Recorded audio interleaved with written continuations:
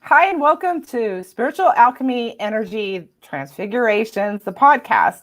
I'm Julianne Guthrie-Smulson. I'm an author, obviously a podcast host, and tonight I have, Elena C. Fried, the Lady Cat Eye, and AmyAnna. And I want to thank you for being here tonight. And let's get to have you do some self-introductions, and we'll start with Elena. Hello, my name is Elena, and I'm an intuitive dream interpreter, content creator, and writer, and I intuitively interpret dreams. It's the first time I've been on a podcast right now, so I'm kind of nervous. But yeah. So what would you like to know? As far like what would your? Well, that's good to start with. Let's go to AmyAnna. Okay. Well, hi. I am an artistic creative and a writer, and I'm from California. I have always had graphic nightmares all my life from being a trauma survivor of many severe traumas. And so I just have always had an interest in dreams and their meaning. And so I found this podcast and I found Elena, and it's like, great. We make a great team. Actually, AmyAnna suggested it, and I'm like, all right, let's do this. And this was like a few months ago. I had you on my schedule right away. Oh, one thing I forgot to say. Yeah, so you two are from California. I'm from Anchorage, Alaska. I live there right now. That's where I'm in quarantine as well. So, and also besides interpreting dreams, another thing I do is color energy readings. That's what my background is in is color energy, and I learned how to read color energy from a friend of mine and mentor, Donna Reis, who lives in Fort Worth, Texas. She is someone who patented the first non-programmable aura camera. So it was, an honor to get to learn from her. So just thought I would add that. That's awesome. So what led you to this spiritual work, Elena? Well, I've always had, I know it might be a stereotype or, like a cliche to say, oh, I've always been interested, but I've always had I've always been drawn to metaphysical topics. I think it first started, I think, when I was, like a very small child, when the movie Hocus Pocus came out. That was like probably the first, time I had actually, realized, oh, I have an interest in, not just, obviously I didn't call it or know what metaphysics was back then, but, anything having to do with, anything otherworldly, magical, any of that stuff. I've always had an interest in that. And I've always had an interest in the paranormal and ghosts and everything. So that's kind of where it started. But pretty recently, I've, when I was in my teens, actually from like 6th grade to my teens, I would probably have considered myself eclectic pagan. And, I kind of, on and off would practice, Wiccan and, maybe I wouldn't say just Wiccan, but like I kind of took from different, what do you call them? Different traditions, and just kind of, I would say that I've always followed my own spiritual path. Awesome. Yeah. Awesome. And as far as, did you want to know how I got into dream interpretation, or was it? Yes, I do. Oh, that was okay. My next question. Oh, okay.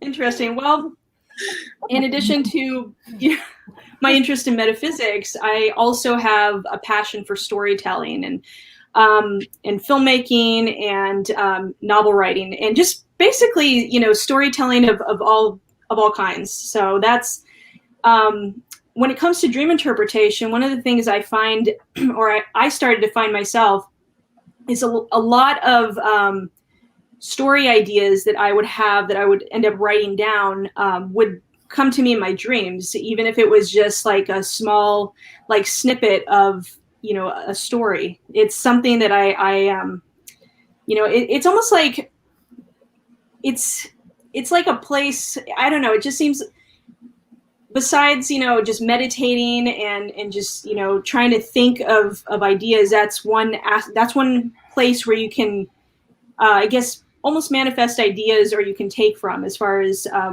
you know, when thoughts come to you or story ideas come to you, that's one area that you can pull from, you know. So that always intrigued me about it. And in terms of, you know, symbology and all that stuff, like, I'm less interested in the psychiatric and psychological aspect of it, and more of the intuitive aspect. So, and you know, a lot of when we dream, a lot of the you know, like any issue that needs to come up, or anything that, any issue, and it doesn't have to be like, you know, a negative issue or something. It can be a positive issue. Like, you know, there's that saying, sleep on it, right?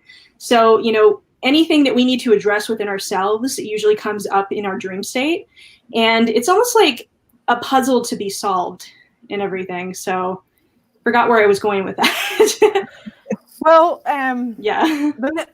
I was going to ask, how does intuitive dream interpretation differ from traditional, where you're using a dictionary? Right. Well, when you're using a dictionary, or, you know, whether it's physical book or even an online site that has, you know, all the different interpretations for the different, you know, symbols, like objects, animals, people, what have you. When it comes to that, like, you know, usually you know, a lot of those symbols have, I think, a collective meaning as a whole. But just because, like, for example, if somebody dreams of a horse, like if one person dreams of a horse and another person dreams of a horse, it could have two separate meanings, meaning that, you know, it has, you know, I think some people try to approach it from a more like psychological, you know, like perspective. And when I say that, I mean like, you know, they kind of pull from the collective unconsciousness. And so that's more of the traditional thing. When it comes to intuitive dream interpretation, you're more so following your own instincts on what something is. I hope that makes sense. Right. Yes, Yeah. I call it like dream dictionaries are kind of misleading, because people think dictionary, it's written in, it's like solid, and actually it's written more like a horoscope. It's written for the masses. Right. Mm-hmm. And, you know, if somebody's terrified of a horse, it's going to mean something different than somebody who loves a horse.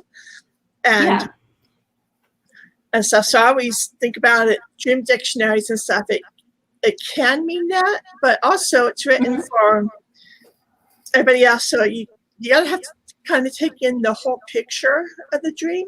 Mm-hmm. To me, you gotta take in the whole picture and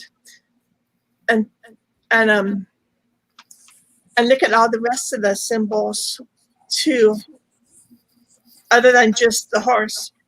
Okay, I'll butt out. That's okay. It's a great contribution, AmyAnna. I appreciate it. Yeah, definitely. Oh, and I wanted to add something to that, AmyAnna. So you were saying that, like, somebody who loves horses, somebody that might not love horses and everything. Oh my gosh, what was I going to say? Oh yeah, so basically what you were saying about the horoscopes, that's actually a very good way of putting it. Because when you're, you know, for a horoscope, for example, like, depending on, you know, the day that you were born, you know, whether you're like Capricorn, Sagittarius, Pisces, whatever you might be, as far as your sun sign in astrology, that's what, you know, it basically is. It's a sun sign. It doesn't factor in your moon sign, your rising sign, what planets are in, like, you know, the different anyways, you get what I'm saying. Yeah, rising, and then, like, you gotta find like the whole maybe picture. Yeah, exactly. So I would say that, you know, dream dictionaries are kind of like that. They kind of give you like like a base meaning for the collective unconscious, for like the collective, as opposed to, you know, like what is the deeper meaning for you? What is the deeper meaning for like what you might be going through in your life and everything?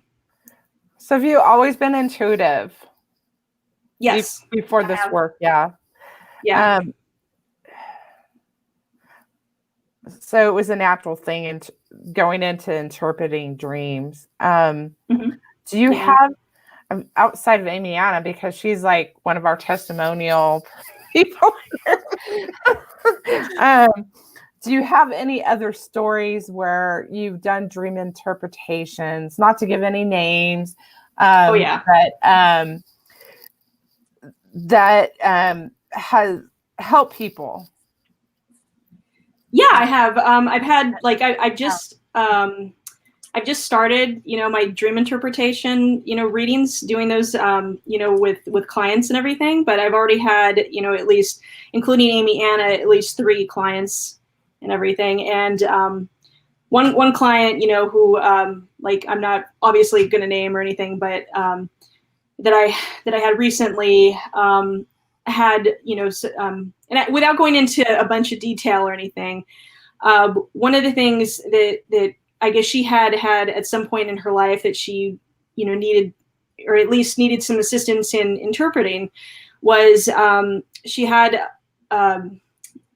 what is it called, like when you're having sleep issues? I'm spacing the name right now. Insomnia.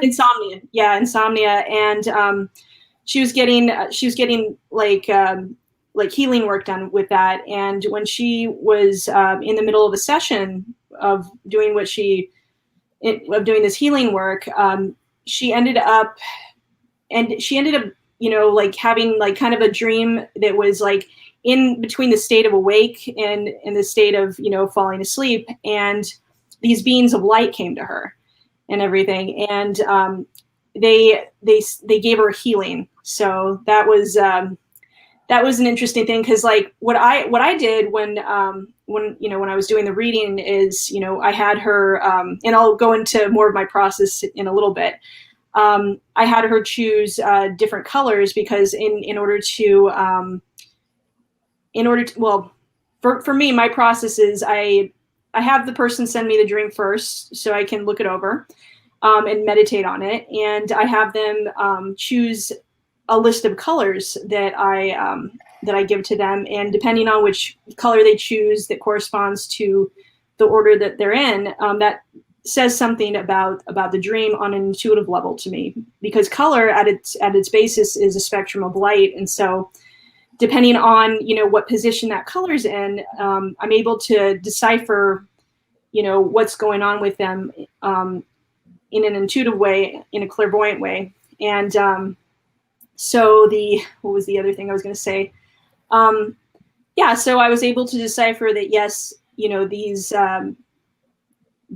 beings that came to her weren't just, you know, like a dream, you know, they weren't not real. They were actually, you know, like, and, you know, these angelic beings that came to her and gave her this healing. So that was one of the things. And that's awesome.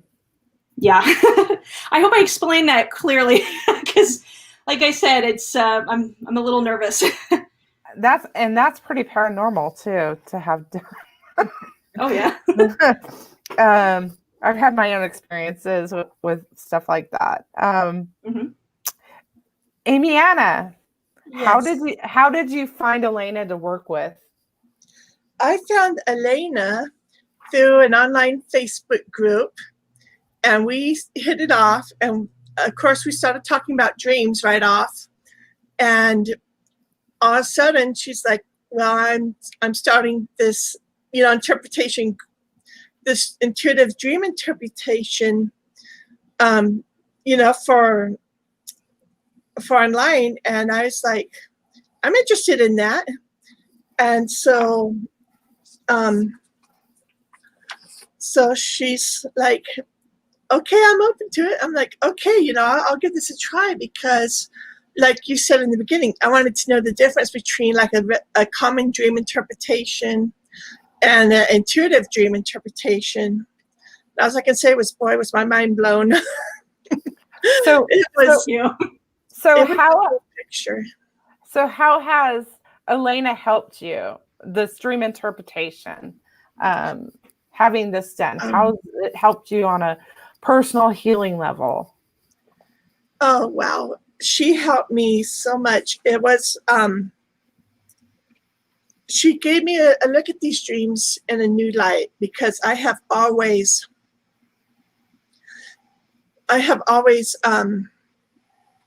had nightmares, and nightmares were bad. And I was caught in a vicious cycle for most of my life of having a nightmare, waking up, thinking about the nightmare all day, going to bed, having another nightmare because that's what I thought about all day.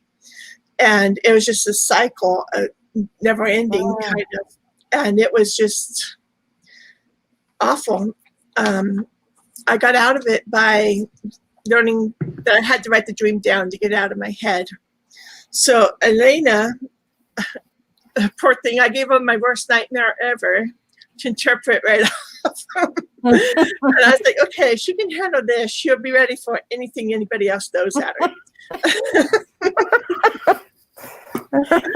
So the first one was a doozy. And there's always, but wait, there's more, you know? Yeah. Sorry, Yeah. but it's true. And so she gave me so much more than what a dream symbol can mean. She gave me color. She gave me positive lessons. The nightmare showed me some of the lessons for setting boundaries, becoming a master of my emotions, not giving my power away, and living. One of the most messages that I got was it was like leaving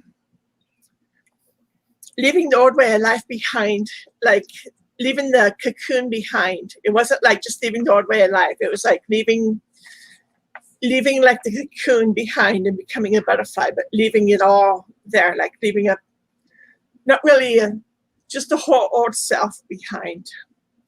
Awesome. And going into the light. Awesome. So let's talk about one of the dream interpretations you did for AmyAnna, and in the process, you can tell us your process of doing the intuitive dream interpretation, if that's okay. Sure. Is it okay if we use the dream that you just mentioned? Yes. Or should I? Okay. So I could read some of it. Or do you wanna go ahead? Okay. Yeah, I can. Yeah, because both of the dreams that I interpreted for you, the one that took place in the mansion, and the other one that took place in that area, that kind of camp in California, were both had very similar but different themes to them. Julie, what was the? Can you repeat the question with? Really?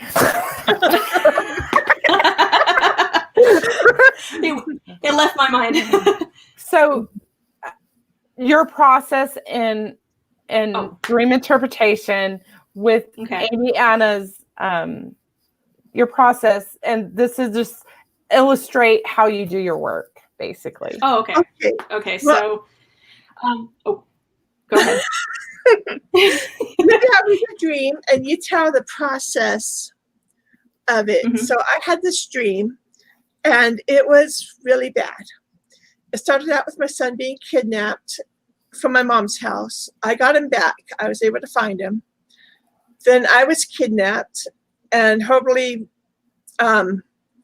raped over many months. I became pregnant.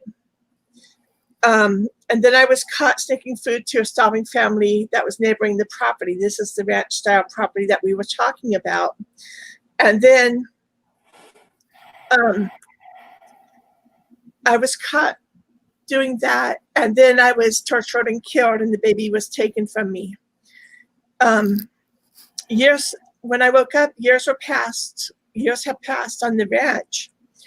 And I was still there. I didn't try to disobey or do anything else. And then one day, the head of the ranch had a standoff with a rival, and I ended up getting killed in that standoff again. So I was raped repeatedly and died twice in this dream. And when I woke up, the community structure of the ranch had fallen apart and everybody on the ranch was free. But what happened at the end of the dream was I split off from being the girl at the ranch to being a reporter covering the story. And a 12-year-old girl was telling me this story of her life at the ranch. So it was actually, it was almost as if it was somebody else's story that I was writing down at the end of it. But like I had gone through the motions as if I was her. Was this a reoccurring dream? There was some theme parts in it that are reoccurring, but this whole dream, it wasn't reoccurring because it was really bad. It's the worst one I ever had. Sounds terrible. Yeah. Heart-wrenching. And so Elena's interpretation of it gave me so much hope and stuff. It's like, this dream's always so icky and everything, but I always wondered about it. And so I'm like, okay, I'll give this to Elena and see what she can do with it. Yeah, and it was interesting because when you first sent me the dream and I was reading over it and doing the meditation as well as going through the different colors that you chose, because as I said before, part of my process is I have the client send me a dream they send me the dream ahead of time. I look that over and I usually do a meditation on that, and I look over the colors and do a meditation on that as well. And I write down pretty much through automatic writing, whatever comes to me. So, and usually for me, and this is one thing I forgot to mention at the beginning of the podcast, is that I have like a clairvoyant ability. So what that is that's, when, like the part of your brain that you use to think thoughts, right? In the visual sense, you get like a picture in your head. When you're thinking a regular thought, and usually you're trying to think of something, the image comes to you, voluntarily. When you're a clairvoyant and you're trying to get information, like say you ask a question about something, and you basically, you wait for the answer, and an image usually comes through involuntarily, and that could be in the form of a color, a symbol, a person. It doesn't always come in like, full-blown movies and everything, though that, sometimes happens with people. And so when I was doing the meditation and I was reading this dream for her, one thing that kept coming through was that this was not just taking place in, not necessarily a dream, but it had this feeling of taking place over like in different parallel realities. And I found that very interesting because in like towards the end of the dream she sent me, like she was killed in one part of the dream, and then she found herself just alive in a different part. And to me, the instinct about it and just the strong feeling I got through it is that yes, she was killed in this parallel reality, but she was alive in these other parallel realities, and it felt like these different realities were like collapsing one by one. And so by the time it got to the point where she was a reporter, it was it felt like she had become an observer at that point, because as those different realities were collapsing, it kind of symbolized like a healing of sorts, like that those realities were were done and over with, and there was almost this feeling of transformation taking place on on like a heart, like on a chakra level and everything in the waking life. So hope that made sense. So, yeah, you use the colors. You already explained really how you use the colors. Mm-hmm.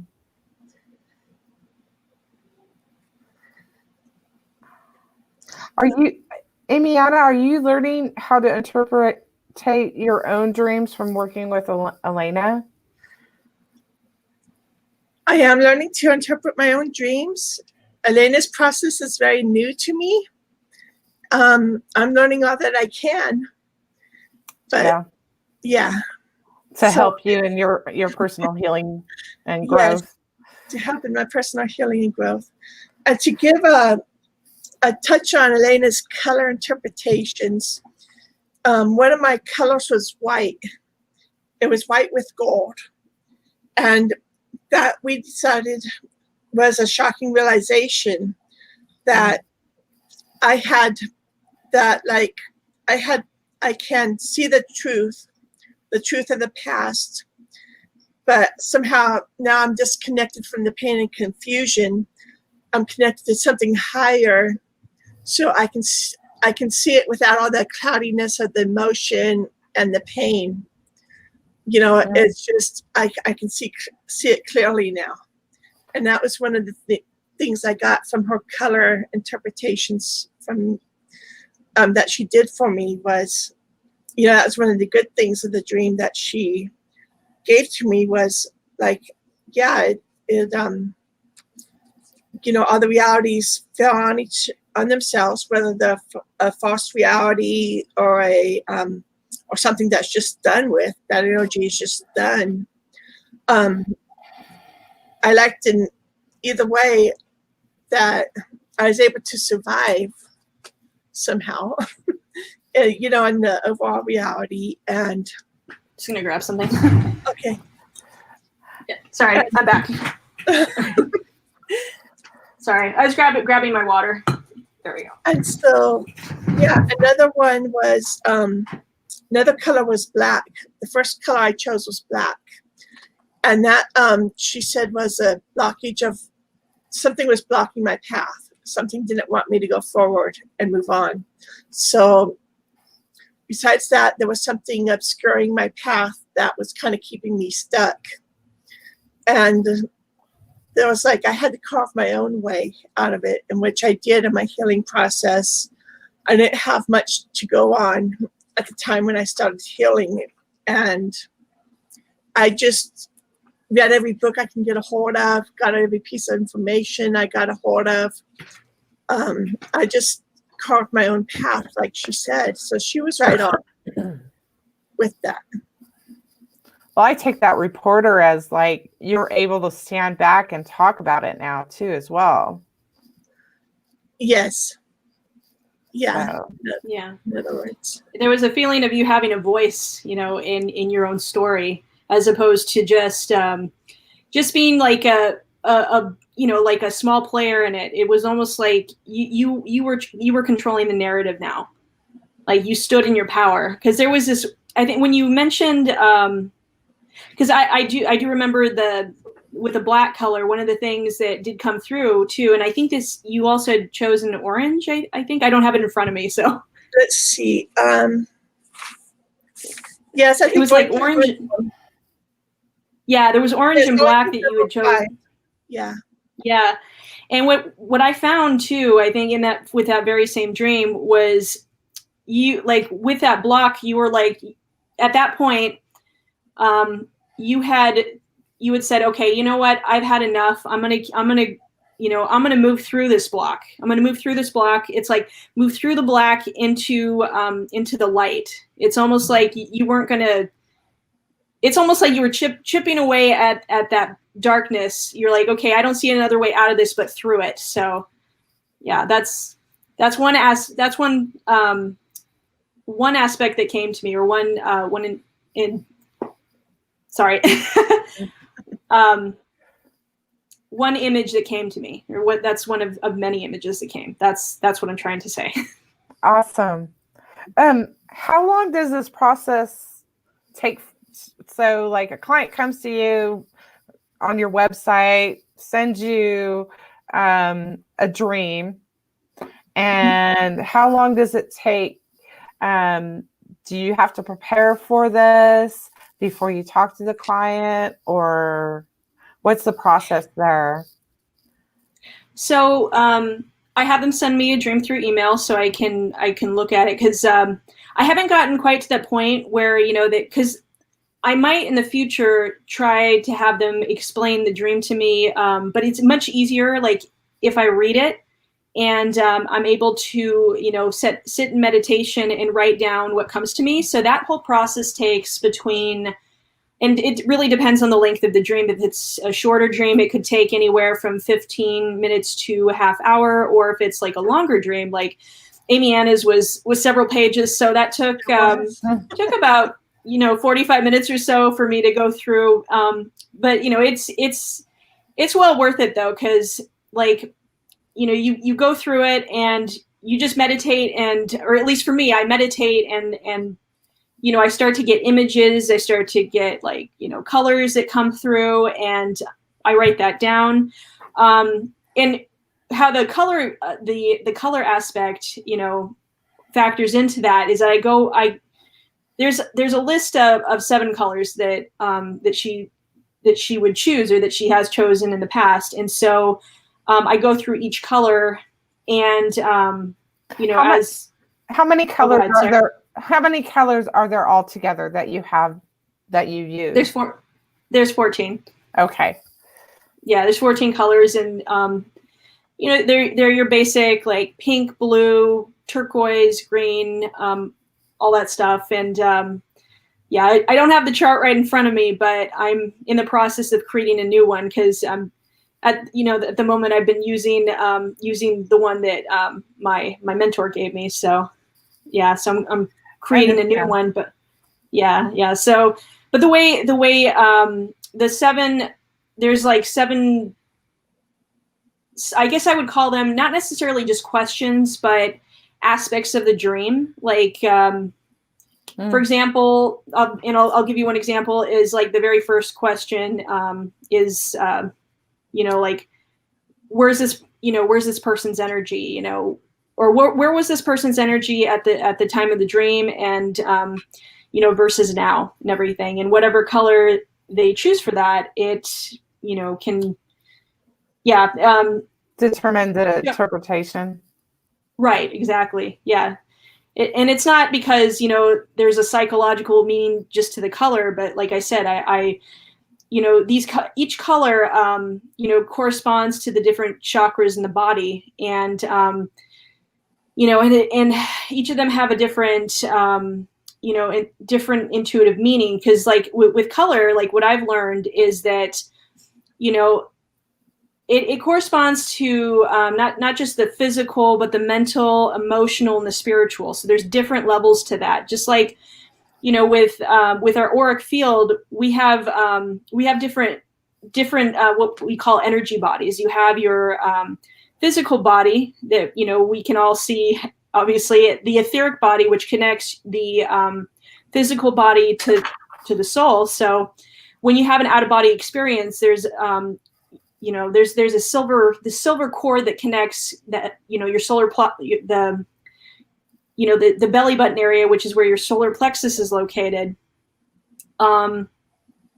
Anyways, it connects to your astral body, and also the mental and emotional bodies that go along with that. So like when you're having an out of body experience, that silver cord is connected. Once that's severed, you pretty much you leave this world, like that. You're pretty much dead if that connection gets severed from your physical body.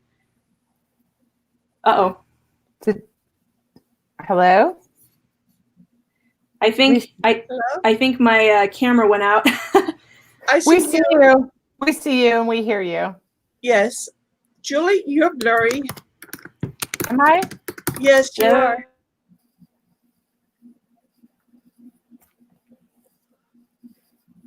Your whole camera is blurry. It's kind of pixelated. Mine? Yeah. It doesn't look like that on my screen. Oh, jeez. Okay, I think she's going to come back in. Yeah, she will. So. Oh, sorry. My connection went out. There we go. Well, you're all the way in Alaska, so. Yeah, I have pretty good Wi-Fi though. So. Good. So where were we? Okay, we were talking about that silvery cord. Oh, yeah. And you're dead if it's gone. Oh, yeah. Yeah, you're dead. Like pretty much if that gets severed from that etheric and physical body, that energetic body, like that's how you're staying alive. And if that can be backed up in several books that exist out there on, the different energy bodies and everything. So anyways, that's something I learned as I've been studying psychic development. So anyways, the point I'm making is that there's the different, for each color, there's like different parts of the physical body, emotional, mental, and spiritual. And I think that's where we had stopped right there was that. And so what was your original question? What's the process of taking a client and going through the process of interpreting the dream? Okay. So yeah, they send me, like I said, they send me the dream ahead of time. I read it over. That takes anywhere from 15 minutes to 45 minutes, depending on the length of the dream.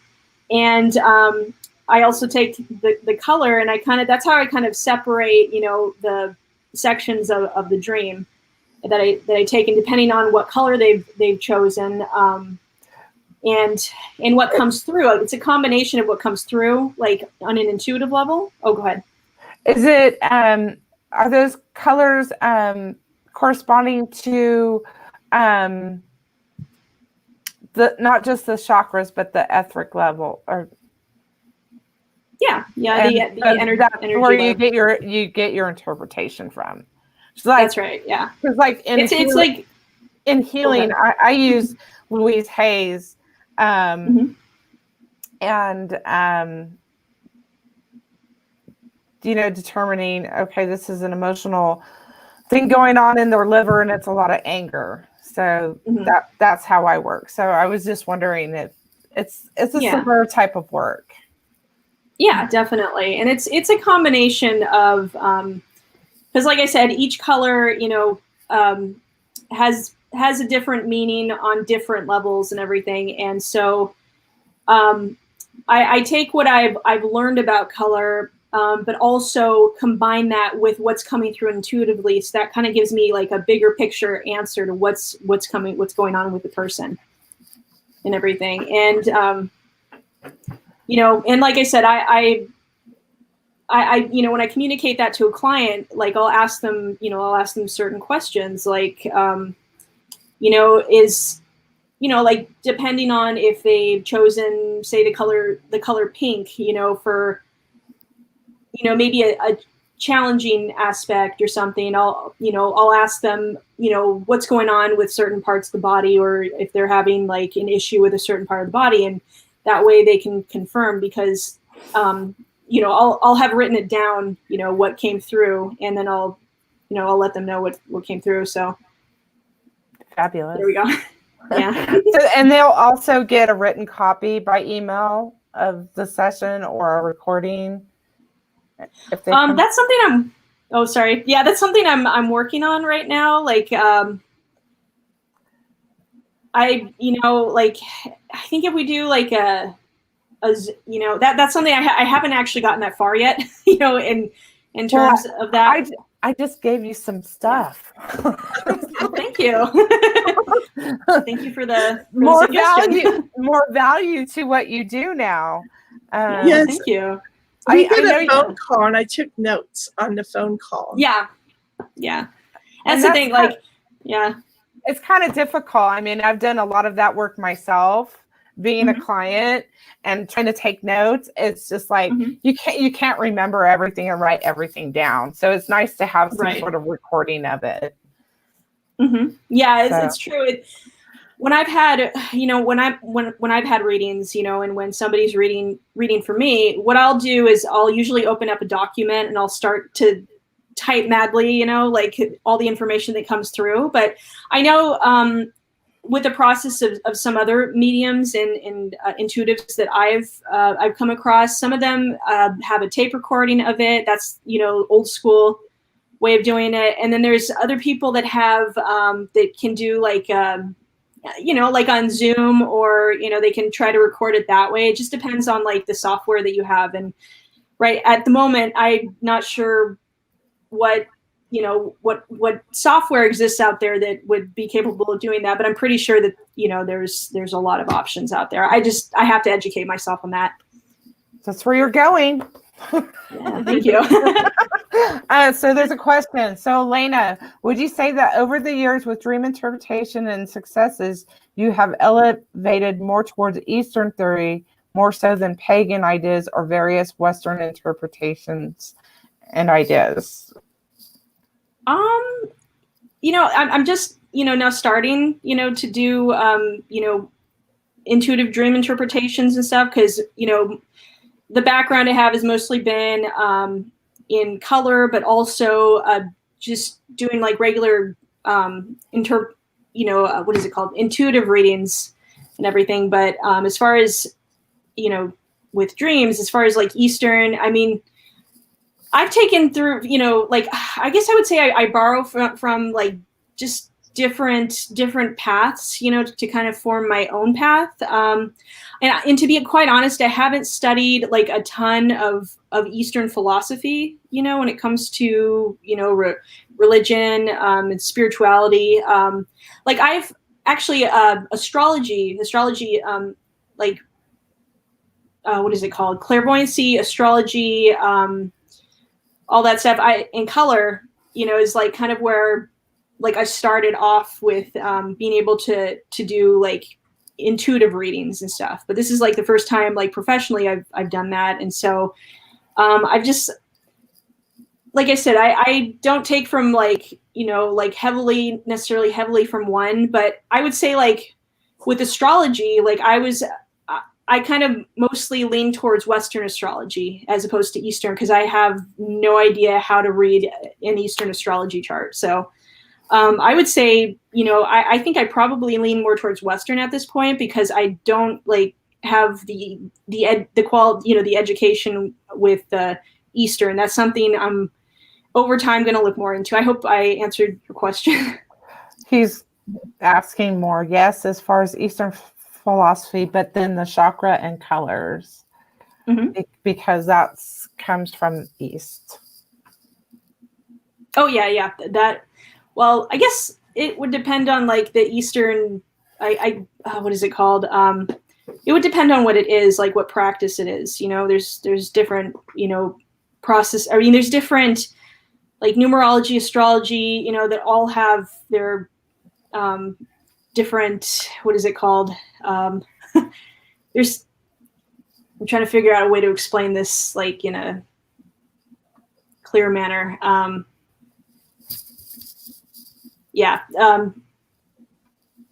There's, like I said, I think I lean more towards, anyways, I lean more towards the Western tradition, I guess, is with. But as far as like, chakra and color, that's something that, I think the West is starting to more pick up on, Eastern practices, and the information about, chakras and colors, it's been around for eons and everything, and millennia. So I think we're figuring out different ways to utilize these metaphysical tools. So I really hope I answered that question correctly. I think you did. This is just a comment. Religions and philosophy. You need more philosophy because you're on your path. So yeah. There's so much more that I need to read, and so much more that I need to, it's impossible not just to read everything out there. There's so much. Yeah. Yes. Exactly. Yeah. I mean, I'm always open to suggestions, for, to expand my consciousness and expand my awareness of things. So, yeah. Awesome. What was I going to ask? I know you had some things prepared, and I'd like you to share those. I know you wanted to mention Dolores Cannon. Oh, yes. And what is it? QHHT? Yes. And don't forget to mention the movie. Oh, Personal Shopper. Yes. Personal Shopper. Yes. Okay. So one of the things that I wanted to talk about tonight, just briefly, is the series of books that I highly recommend to everybody listening to this podcast. They're called The Convoluted Universe, and Dolores Cannon wrote them. And Dolores Cannon was a hypnotherapist from, like she passed away in 2014, but she started this work in, I think it was the 80s. Like, I'm pretty sure it was the 80s. It was between the 60s and the 80s. I think she published one of her first books in the late 80s. And what she does, or what she did, and actually her daughter Julia Cannon is continuing her work. I was in a Barnes and Noble back in 2014 because I was living in New York City at the time, and I was looking at different books on metaphysics, and I came across her books, and I just started flipping through them, and they were talking, like, it was basically all these hypnotherapy sessions that she had gone through with like hundreds of thousands of clients, and they were transcripts, and basically some of the same information that she had gotten from separate clients was coming through. Because what she does is, I don't know a whole lot about hypnotherapy myself, but from what I understand, she went into the deepest level of trance that one could possibly go into. Or she took her clients into the deepest levels of trance. There's, different levels you can take a person, like, depending on what their issue is and what they need, healing from. And some people, just want to stop smoking. Others, really want to, get like a healing, maybe on a soul level. And so she wasn't a psychic and she wasn't intuitive at all. But what she did was she took them, into these deep, deep levels of trance. And so it went, like, beyond past lives. It actually got into, like, very, very esoteric territory, like, it seemed like these people, before they were human, some of them were animals, some of them were minerals and plants and alien life forms and all this stuff. And, I guess depending on, what, like, how deep you want to go down that rabbit hole. And I'm not talking about the conspiracy theory rabbit hole. I'm talking about, like, how far you want to go down into learning, those deeper levels of, metaphysics, what exists, creation, and all that.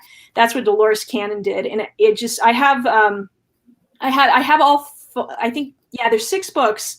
I have them all in digital form. I have yet to, get, like, physical copies of them right now, but, I like to take them with me wherever I go and read them. And so she's, touched on every subject from,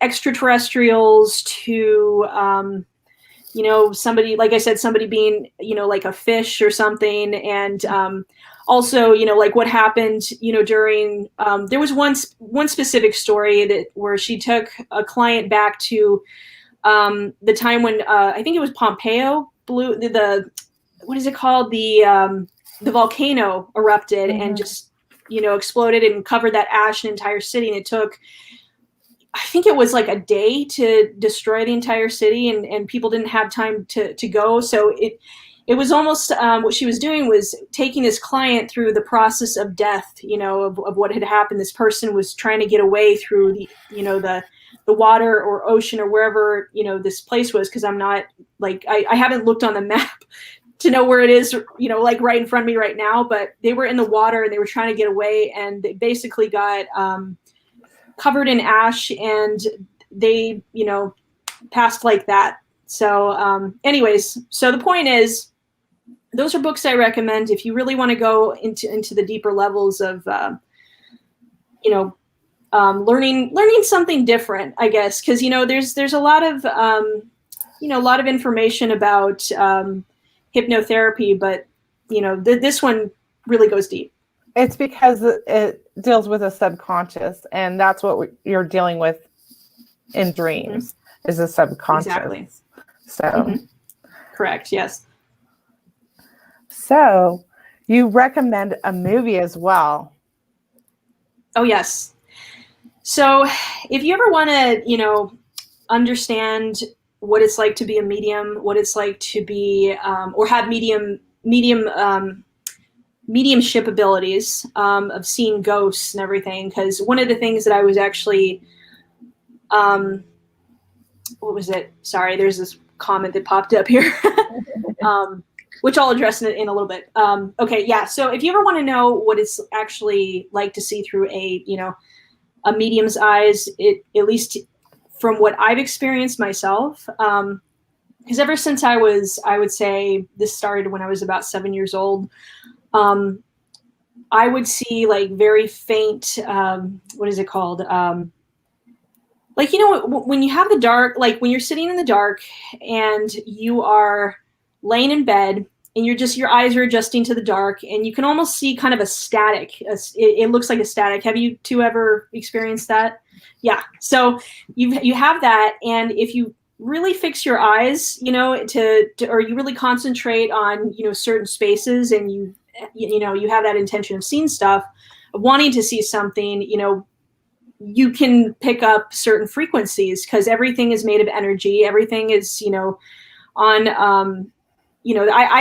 I wholeheartedly believe there are different realities that are layered on top of ours. And so in the room that I'm in, right now, in the room I'm in right now, like above my ceiling, like I've seen, very faint looking, like flying objects. It looks, they look like, could be like animals or something like that. That's kind of what comes through. And they look kind of gray. They almost look kind of faint. It's almost like when you're watching a black and white movie, it's very grainy and you can barely see, you can barely make out what's there. That's one way and I'll get to the point with the movie Personal Shopper in a second. But anyways, there's just like, there's little, what is it called? Sometimes, you can see like, anyways, trying to figure out how to explain this properly, but yeah, you can see like energy that's kind of in a black and white. It's almost like a haze, like in between static, like on a TV. Yeah, this is perfect. But do you see it with your physical eyes or do you see it in a vision in your head? Both. Yeah, like I would say the staticiness I see with my physical eyes, but third eye wise, like I get snippets of pictures that come in and out sometimes. So there's but basically what I was trying to say is this movie called Personal Shopper. It stars what was it, Kristen Stewart, and she's the actress from the Twilight films, is what I think a lot of Gen Z and Gen Y would recognize her from. And she plays this medium that's also personal shopper for a high profile, like public figure. And she does shopping for this woman, but and it takes place in Paris, and she's staying in Paris because her twin brother had passed, previous to the movie starting. And her and her boyfriend's ex-girlfriend are trying to sell the house, and so they're trying to figure out, like, because there's a presence in the house, but also she's trying to make contact with her brother. So it kind of starts off where she's sitting in this house and she's trying to figure out like, because her brother, because they made a pact. Her brother said if, when the first one who passes has to give the other one a sign. So she waits. She's trying to wait for the sign, but also in the background, there's this presence that's trying to make itself known. And the way in which the special effects people in the movie made it looks like an electrical current that's trying to make itself manifest into full physical form. But it's not. It's almost like there's this pull of energy that goes with it, and it was very accurate to what I've actually experienced, from what I've seen, because in order for something like a ghost, for example, to manifest itself, it has to lower its vibration, because the energy of Earth is very dense right now, and right now this planet is raising its vibration with everything going on. Right now, we're kind of moving into, out of the age of Pisces and into the age of Aquarius, which is, something completely different that we can discuss at a later time. But, when ghosts try to manifest themselves, they really have to, unless, you have somebody that's very open, that has an open third eye that can really, you know, be on the frequency of being able to see, you know, like a spirit or something. They have to lower their vibration for us to see it.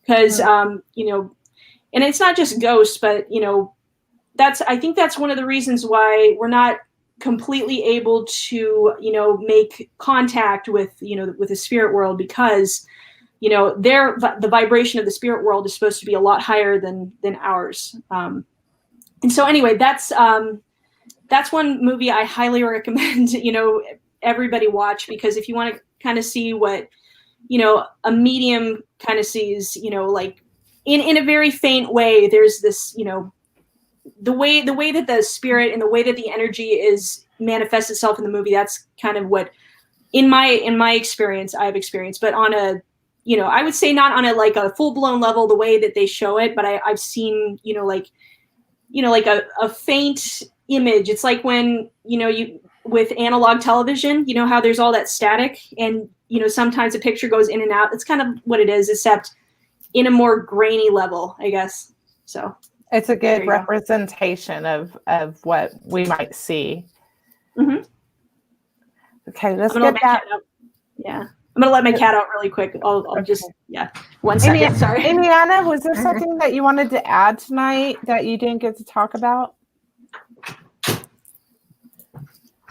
I just want to add that you guys are both awesome. Oh, you rock! You guys we rock. love you. You're my repeat offender. Yes. You're my repeat offender on the show. I am. Can't get me off of it anymore.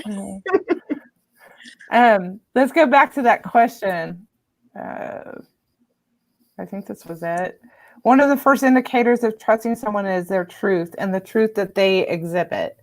Elena rocks, and I suspect that AmyAnna has been given great truths. Yes, I have. Sincerity is important, and then the interpreter's knowledge and that person being willing to disclose that. Yep. Like therapy 101. Yeah. Exactly. Get this off of here. Yeah, and I do the best I can to be as sincere and provide as much value to my clients as possible. And, you know, that's another thing with when I interpret the dreams, you know, I try to provide as much value as possible, and, you know, try to get to the issue that needs to be solved, or the message that needs to be relayed to any client that I have. Awesome. Yeah, she gives the whole picture instead of just saying, I'm an intuitive dream interpreter. It sounds so little, because what she does is so much more than that. It's like in tarot, it's like the past, present, and future, and like all the parallel realities in between. It's like the whole life. It is. Mm-hmm. And just say, I'm a dream intuitive interpreter. It sounds so trite. We need to think of something that adds more value to it. Yeah. Do you mind if I ask how much you charge? Or is it dependent? I can let you know that. Yeah. I mean, my prices are listed on my website, but for an hour reading, like for an hour dream interpretation session, I charge $100. For a half hour, I charge $60, and I also do, you know, regular intuitive readings and stuff, and the prices for that are listed on the website. I have to, anyways, it's you know, it's around a similar price too. So awesome. I want to thank both of you ladies for coming on. It was great. I was going to add one more thing. If you wanted to get the cheapest option I have, if you want, you know, if you want to try me out, I guess, or, you know, I have an email reading option, you know, that's about $45, and I answer like 1 or 2 questions, and I give you back like a 5, like between a 2 and 5 paragraph response. So that's another option if you're interested. Awesome. And you can find all those prices on theladycateye.com/myservices.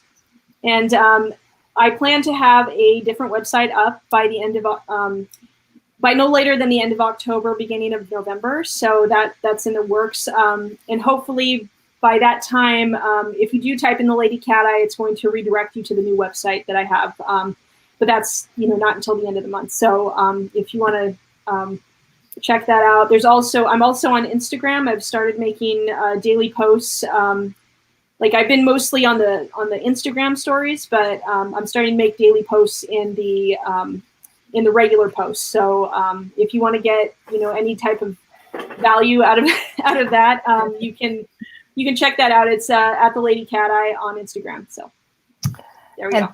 Thank you for tuning in to Spiritual Alchemy Energy Transfigurations. And you can follow me on my website, Facebook, YouTube. Please subscribe. And I want to thank everybody for tuning in tonight and my guests. Good night. Good Thanks night. for having me. Okay, you guys